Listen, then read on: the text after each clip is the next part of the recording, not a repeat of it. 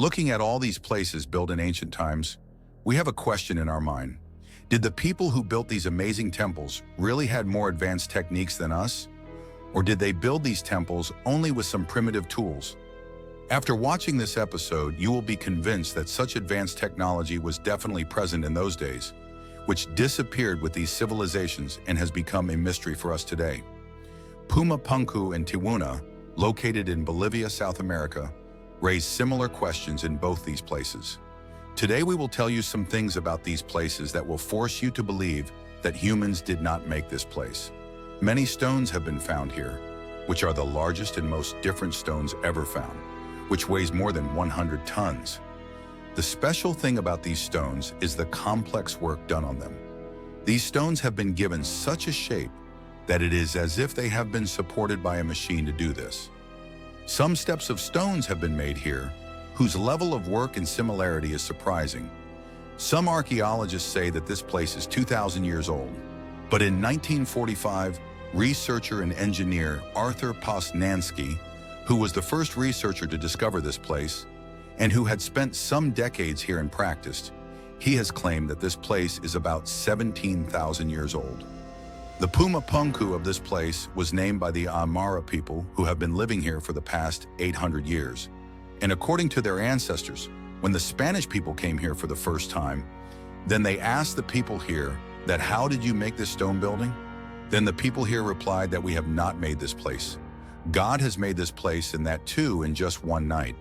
The biggest proof of lost advanced technology is these stones, whose shape is like the capital letter H in English. And they are made of andesite stones, which is considered a strong stone. These stones are kept in a straight line. If we place them on top of each other, then they form a wall, so strong that you will not need anything to stick them. And a strange thing is that there are some designs on these stones that were not needed. They were made only to make these stones attractive. And this shows that doing this was not a difficult task for them. This task was very easy for them.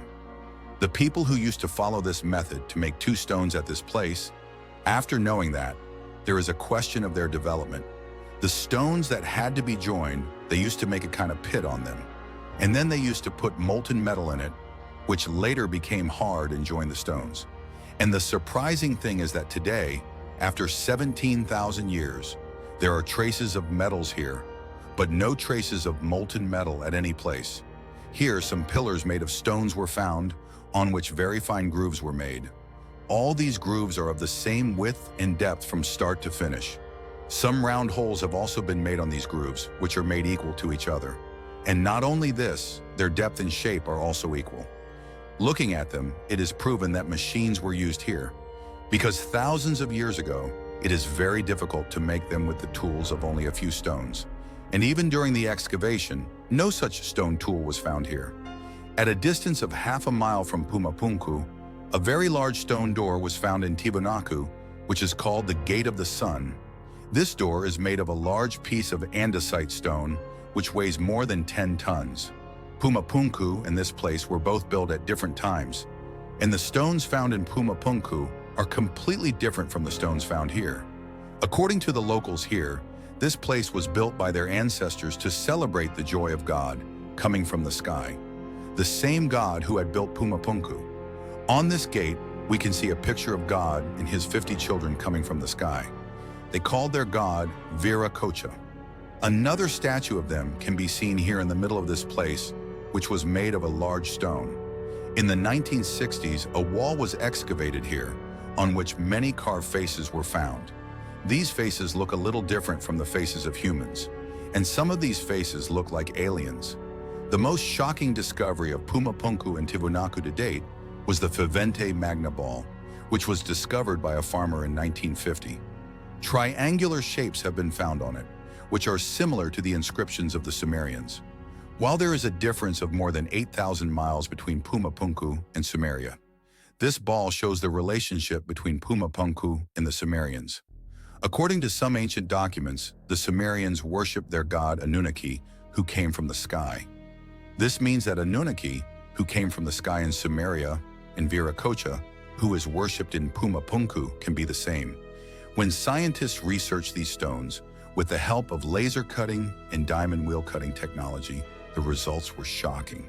The cut made by diamond wheel cutting technology was similar to the stones found on Puma Punku. And the shocking thing is that diamond cutting technology is the most advanced technology today, which is used to cut a strong stone. Planning was required to make something like Tihuanaco. And along with this, a little bit of mathematics, designing, engineering, and geology was also necessary. But the Aymara people don't even know how to write, and it has been here since the last 800 years, while Tihuanaco was made 17,000 years ago. Even if it is assumed that 17,000 years ago, humans built these stones with their own strength and only with the help of ropes and sticks. Still, one question arises that how did they bring these stones here? This place is 12,000 feet above sea level. This means that this place is much higher than the natural tree line.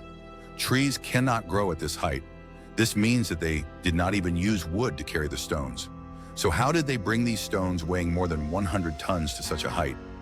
In 1966, the Bolivian army made an experiment in which they tried to pull a stone weighing only 2 tons with the help of a rope.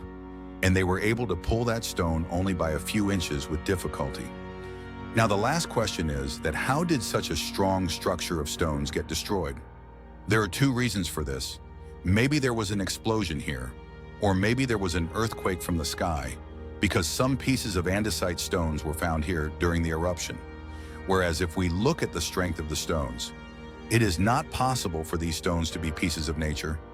The second reason for the destruction of Puma Punku can be the flood, because there is a shortage of seashells and fish here, whereas the nearest source of water is 10 miles away. What do you think? Did the people of Puma Punku and Tihuanaco know of any advanced technology which would have disappeared with them in history? Or is all this evidence that aliens used to come to our Earth?